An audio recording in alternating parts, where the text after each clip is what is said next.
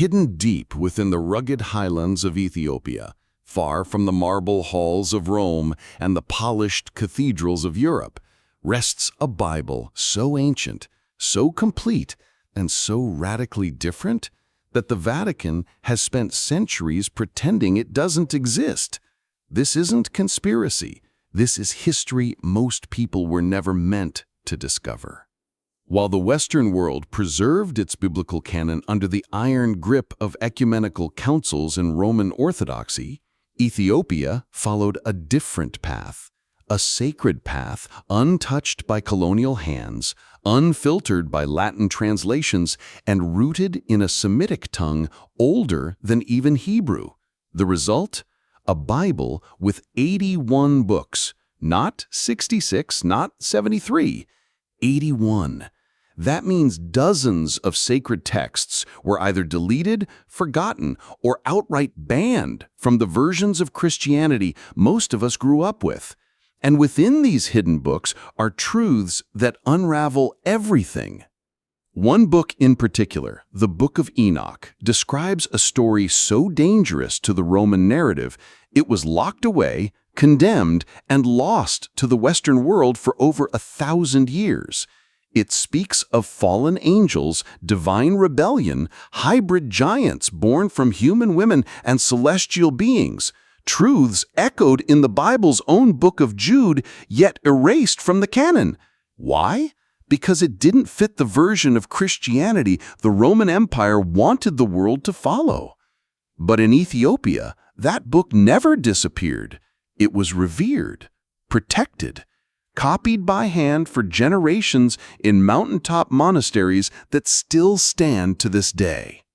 So let me ask you, what happens when a Bible appears that's older, deeper, and untouched by Rome? What happens when a version of Christianity survives not beneath the shadow of the Vatican, but under the light of its own ancient truth? In this video, we're not just exploring a different Bible. We're challenging the very idea of who gets to decide what Christianity is. And if you stay with me until the end, you'll see why the most feared artifact in all of Christendom, possibly the actual Ark of the Covenant, may not be in Rome or even Jerusalem, but in Ethiopia. Most people have never heard of it, but nestled deep in the ancient land of Ethiopia is a Bible unlike any other. It's not just older, it's bigger, richer, and in many ways more complete than the versions most of us grew up with. While the Protestant Bible contains 66 books and the Catholic version has 73, the Ethiopian Bible includes a staggering 81 books. That's right, 81. So where did those extra books come from? And more importantly, why were they removed everywhere else? To understand that, you need to know something about Ethiopia. This isn't just another Christian country. It's home to one of the oldest, uninterrupted Christian traditions in the world. In fact, long before Christianity became the official religion of the Roman Empire, the kingdom of Aksum, what we now call Ethiopia, had already embraced it. And they did so in a way that was entirely independent from Rome. Their scriptures weren't filtered through Latin or Greek. They weren't edited by European councils. They were translated directly from ancient Semitic languages, especially Ge'ez, a tongue even older than Hebrew.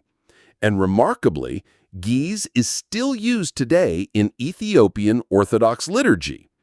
This direct link to early Semitic Christianity makes Ethiopia a kind of living time capsule, a place where the earliest Christian texts have been preserved, not just in writing, but in song, ritual, and memory.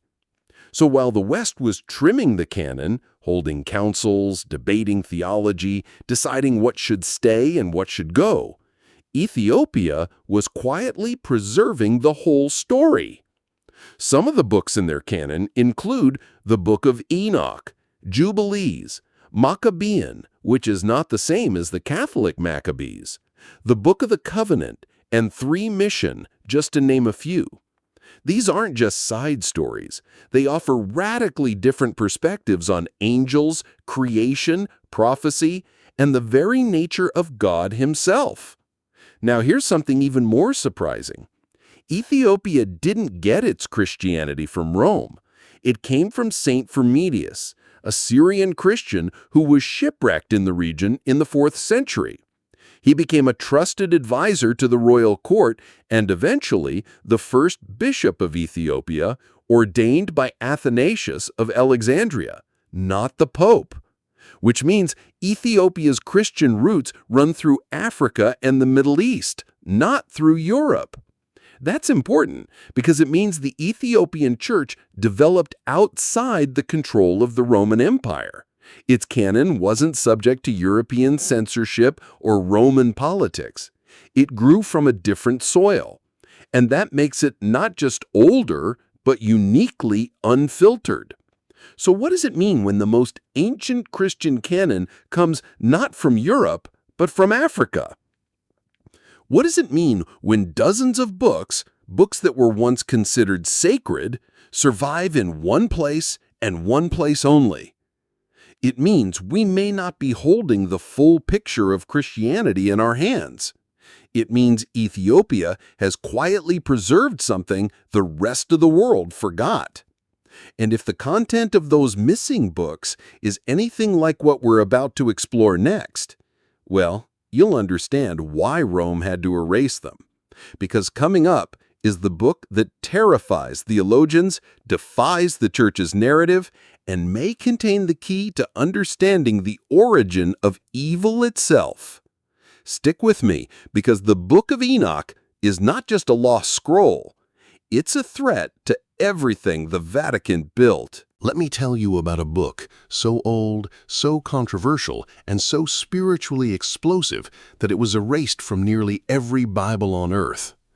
But not in Ethiopia. It's called the Book of Enoch, and if you've never heard of it, that's not your fault. For centuries, this ancient text was locked out of the Western canon, condemned by church authorities, and nearly lost to time. But in the highlands of Ethiopia, it never disappeared. It was protected, preserved, and passed down generation after generation within the sacred traditions of the Ethiopian Church. So, why was it removed? The answer lies in what the book actually says. The Book of Enoch doesn't read like the Gospels or the letters of Paul. It reads like a window into another world. It tells of a time before the flood, when angels known as the Watchers descended to earth, broke divine law, and began taking human wives. Their offspring, the Nephilim, were giants, hybrids, creatures of chaos that brought violence and corruption to the earth. It's a story of heavenly rebellion, cosmic judgment, and the origins of evil, not as a flaw in mankind, but as a result of angelic betrayal. Now, ask yourself, why would that story be a problem? Because it doesn't line up with the tidy theological narrative the Roman Church wanted to maintain. In the Book of Enoch, angels aren't perfect messengers. They're fallible, dangerous. Some are even damned. And that raises unsettling questions about authority, free will, and the nature of divine justice. Questions that made early church leaders very uncomfortable. Even though the Book of Enoch was quoted directly in the New Testament, specifically in the Book of Jude, it was still removed. At the Council of Laodicea and later at Nicaea, church authorities sought a clean, unified theology, and Enoch just didn't fit. But in Ethiopia, there were no such councils, no Roman Empire, no theological purges. The Ethiopian Church kept the book as part of its sacred canon, not as folklore, but as divine revelation. They copied it by hand, studied it in their monasteries, and even incorporated its teachings into their understanding of angels, judgment, and the end of days. In fact, when Western scholars finally rediscovered the Book of Enoch in the late 1700s, preserved perfectly in an Ethiopian monastery, they were stunned. The scholar James Bruce brought back copies in Ge'ez and shared them across Europe. Suddenly, what had been a forgotten myth became a theological earthquake. And it didn't stop there. In the 20th century, fragments of the Book of Enoch were found among the Dead Sea Scrolls, proving beyond any doubt that this book was not a medieval invention. It was ancient and widely known during the time of Jesus. So again, the question becomes, why would such a book, quoted in the New Testament, found in ancient Jewish scrolls and held sacred in Ethiopia, be erased from most of the world? The answer is simple and troubling. Because it challenges the narrative, because it makes the invisible world feel too real, and because it gives us a vision of heaven and hell that Rome never wanted us to see. But Ethiopia kept it, just like they kept the other banned books, and in doing so, they preserved a spiritual map that the rest of the world forgot existed. And now, we're starting to remember. But the survival of Enoch is just one part of the story. There's a deeper conflict behind the scenes, because the real tension wasn't just about books, it was about control. Coming up next, we'll explore how the Ethiopian Church refused to bow to Rome and how their spiritual independence exposed cracks in the Vatican's authority that have never fully healed. Stay with me. What happens next rewrites everything. If the Book of Enoch revealed the cracks in Rome's theology, then Ethiopia's church revealed the cracks in its authority. Because unlike much of the Christian world, Ethiopia was never conquered, spiritually or politically, by Rome. Let's go back for a moment. While Europe was being reshaped by councils, crusades, and colonial religion, Ethiopia stood apart, isolated not by weakness, but by choice, protected by its geography, rooted in its own apostolic tradition. And most importantly, it did not need Rome's approval to define what Christianity meant. Their church was older than many European institutions. Their rituals were deeply tied to ancient Semitic customs. Their theology wasn't filtered through Greek philosophy or Latin councils, but drawn from scripture, memory, and tradition. But Rome didn't like that. In the 16th and 17th centuries, Jesuit missionaries were sent to Ethiopia with a clear goal: to bring the Ethiopian church under papal control. They expected compliance. They expected respect. What they found was resistance. The Ethiopian clergy listened politely, but stood their ground. They refused to give up their sacred texts. They refused to abandon their traditions. They refused to treat the Pope as their spiritual superior. And that refusal wasn't rooted in arrogance. It was rooted in identity. This was a church that observed both Saturday and Sunday as holy days, that practiced circumcision on the 8th day, that still honored Old Testament laws, not out of legalism, but because they believed those traditions had never truly ended. To the Jesuits, this felt like heresy. To the Ethiopians, it was faithfulness. Rome tried harder. They offered political alliances. They attempted to rewrite the liturgy. They even threatened excommunication. But it all failed. In fact, when the pressure became too great, the Ethiopian monarchy expelled the Jesuits entirely, cutting off contact and reaffirming the country's spiritual independence. Think about that. A fully African Christian church, older than most of Europe, defying the Vatican and surviving, not just physically, but theologically. And that's where the tension lives. Because if Ethiopia's church could preserve apostolic Christianity without Rome, it undermines one of the Vatican's central claims, that it alone is the true heir of the apostles. But what if that's not true? What if apostolic succession continued, not in Rome, but in the mountains of Africa? The Ethiopian church becomes more than a historical footnote. It becomes a rival narrative, a living example of a faith uncolonized, unedited, and unbroken. That's why the memory of those failed missions still lingers in the Vatican, not as a theological disagreement, but as a wound of control left open. And here's the thing.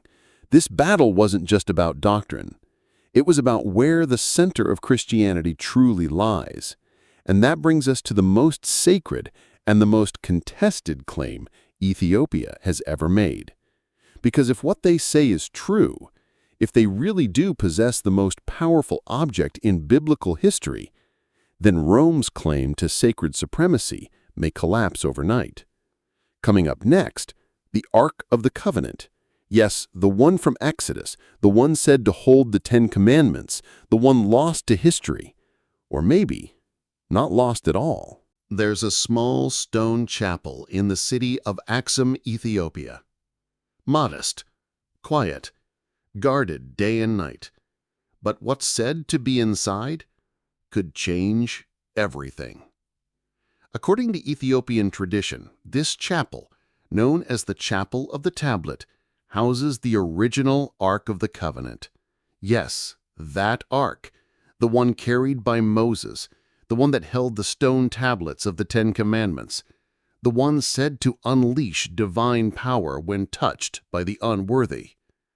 While most of the world believes the Ark disappeared after the destruction of Solomon's temple, Ethiopia has never doubted where it went. They believe it was brought from Jerusalem to Ethiopia by Menelik I, the son of King Solomon and the Queen of Sheba, and they believe it has remained in Axum ever since, hidden, protected, and fiercely guarded by a single monk, chosen for life, who never leaves the compound. No photos, no tourists, no Western archaeologists, only silence and faith.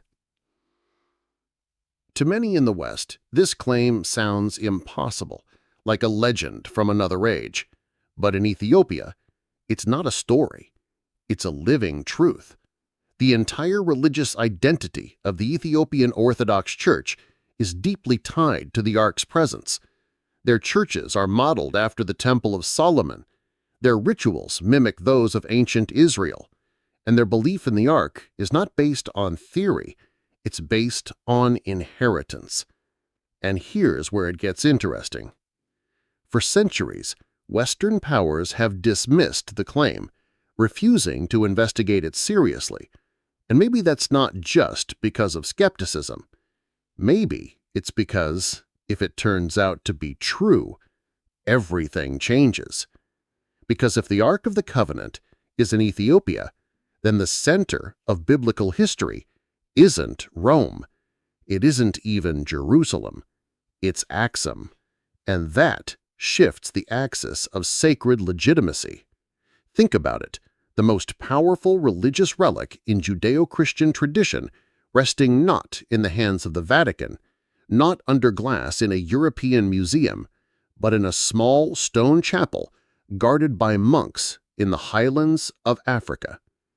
To acknowledge that possibility would mean rewriting the story. It would mean Rome has been looking in the wrong place, and it would mean that the Ethiopian Church, long ignored, long marginalized, was right all along. But the Ark is just the beginning, because Ethiopia doesn't just claim to hold sacred objects. They've also preserved sacred ideas, stories, scriptures, and spiritual truths that were erased from the Western world. And as we enter the final chapter of this journey, we're not just talking about a lost relic or a forbidden book. We're talking about an entire memory of Christianity that challenges the version we've all been taught. Coming up next, what happens when a church, a country, and a canon of Scripture all stand as living proof that Christianity doesn't need Rome to be real? The Vatican's greatest fear might not be a lost book or an ancient artifact. It might be the truth they can no longer control. So now we've arrived at the question that's been quietly echoing behind every chapter of this story. What if Christianity has always been bigger than Rome? Because when you look at what Ethiopia has preserved, the lost books, the ancient rites, the sacred relics, you realize something profound. You realize that the version of Christianity most of us inherited might just be one version among many, and maybe not the oldest, maybe not the most complete. The Ethiopian Church didn't ask for permission to exist. It didn't wait for Rome to approve its canon. It didn't rewrite its theology to fit with the West. It simply lived, unshaken, uncolonized, rooted in a memory far older than the Vatican itself. And that memory lives on, not in marble cathedrals or golden thrones, but in the chants of Ge'ez, in the weathered hands of monks, and in the scrolls stored in mountain monasteries written with ink and spirit. For centuries, the Vatican held the power to define what was sacred and what was heresy. But we don't live in that world anymore. In the digital age, ancient texts once hidden on mountaintops are now being scanned, translated, and shared with the world. The monopoly is breaking. The curtain is lifting. And that's the real fear, isn't it? The Vatican's greatest fear isn't a book. It's not even the Ark. It's a loss of control over the story, over the canon, over the faith itself. Because if the world begins to see that Christianity was thriving in Africa, independently, deeply, and authentically, long before Rome ever claimed universal authority, then believers everywhere will start asking questions the Vatican can't answer. Questions like, why were these books removed? Who decided what got erased? And what else have we forgotten? And perhaps the most haunting question of all, what if the truest version of Christianity was never in Rome, but in Ethiopia all along? This isn't about what the Vatican fears. It's about what the rest of us are finally ready to see. This isn't about what the Vatican fears.